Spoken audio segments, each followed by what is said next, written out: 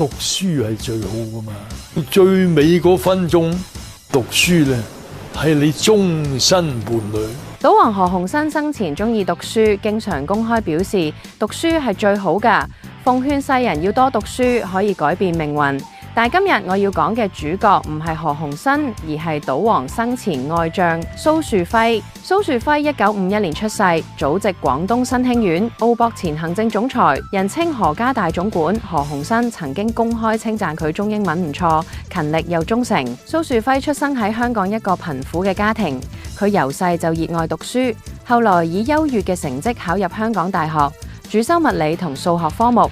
畢業之後進入一間美國貿易公司嘅香港分公司。1975年，佢喺報紙上見到信德集團招聘助理秘書，工作期間考取咗英國皇家特許秘書資格嘅蘇樹輝對呢份工作好有興趣，於是走去面試。擁有高等學歷嘅蘇樹輝第一時間被相中，並且委派佢到澳門管理業務。據何鴻燊後嚟講，當時嘅博彩行業冇幾個讀書人，難得有一個有本事嘅高材生加入，簡直係如獲至寶。而蘇樹輝啱到澳門嘅時候，負責嘅係保險工作，同之前應聘嘅秘書工作冇任何關係。冇幾耐之後，又被派到菲律賓去負責賭船嘅生意。由於表現出色，1年之後就俾賭王調返到澳門，跟隨賭王一齊管理公司。憑藉自己過人嘅魄力同埋能力，蘇樹輝好快成為咗賭王嘅得力助手，喺賭王旗下嘅幾家公司都身居要職，成為咗賭王嘅大管家。咁後來喺媒體採訪當中，佢話啱啱開始嘅幾年，何生都係鍛鍊緊佢。佢感謝何生呢位亦師亦友嘅伯樂。蘇樹輝同周錦輝、李志強同被稱為何鴻燊嘅3大頭馬，但係周李兩人後嚟自立門戶。蘇樹輝唔單止兢兢業業做嘢，多年嚟澳博嘅成就，自然同擔任行政總裁長達16年嘅蘇樹輝嘅拼搏與奉獻係分唔開㗎。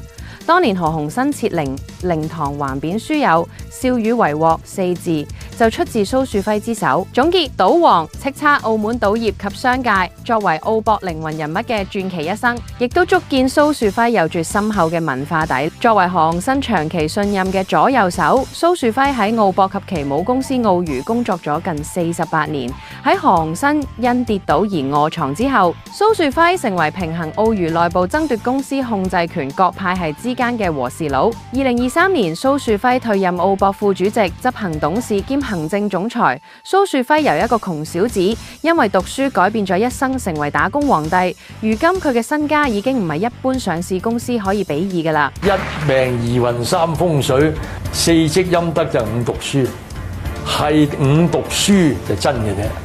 咁固然我認為咧，你想成功咧，要讀多啲書。關注澳門事，了解身邊事。多謝收睇，拜拜。